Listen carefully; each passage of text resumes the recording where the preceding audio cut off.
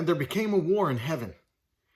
Michael and his angels fought against the serpent, and the serpent and his angels prevailed not.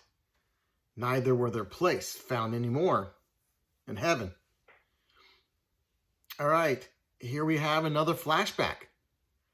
It's important to realize this. And a good friend told me that I need to make this more prominent in the teachings, that these chapters are not necessarily sequential. They are looking at either the tribulation or the church age or something along those lines. And it could be like right here. It's a flashback to give you an idea what is going on behind the scenes. Hello, everybody.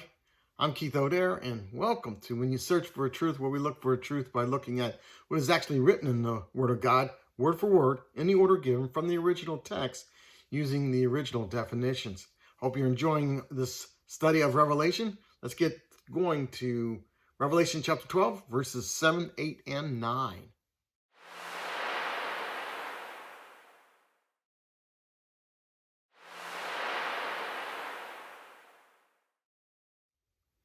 All right, in verse 7, in the word for word, and there became a war in heaven. I know I just read this, but Michael and his angels fought against the serpent, and the serpent and his angels fought and prevailed not.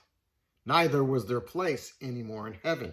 Verse 9, and the great serpent was thrown out. The old serpent called the old accuser and Satan, which deceives the whole world, was cast out to the earth, and his angels were cast with him. That's verses 7, 8, and 9 of Revelation chapter 12. Here again, as I said before, we have a flashback to the beginning of the Luciferian predicament, why we're in the situation that we're in. It started with a rebellion in heaven between God and Lucifer. This is actually referenced in Isaiah chapter 14, verses 12 through 15. Let me read it to you. How are you fallen from heaven, O Lucifer, son of the morning?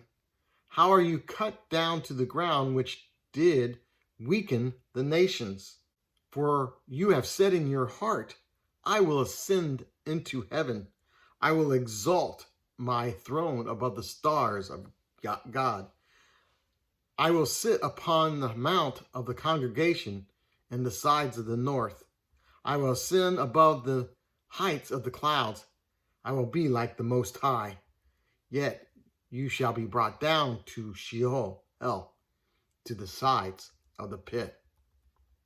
Then, if you guys remember, later, as referenced in Genesis chapter 6, in order to increase his ranks, the angels began to procreate with the daughters of mankind, which resulted in the rise of the Nephilim.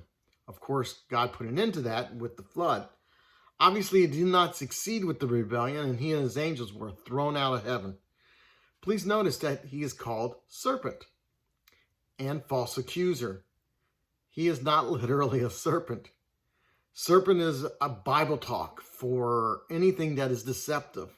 Knowing this very well, we have atheists and like-minded individuals always trying to call the Bible a fairy tale because of talking serpents, donkeys, and unicorns. These things are clearly defined in the Bible, but they want to tear it down. So that's their main thing. So they pull off a little piece here, a little bit there, and try to get your children to not believe in the Bible. Of course, Lucifer began being known as Satan while he began accusing humanity after his rebellion. Well, that's the end of this video. I know it's short, but I thought it was important to get a grasp of what's going on. This is a snapshot. That's all that John seen and wrote down for concerning Satan and his rebellion. But next time we'll get into a little further what happened at the end of the rebellion in heaven and what that meant for us. So until next time, shalom.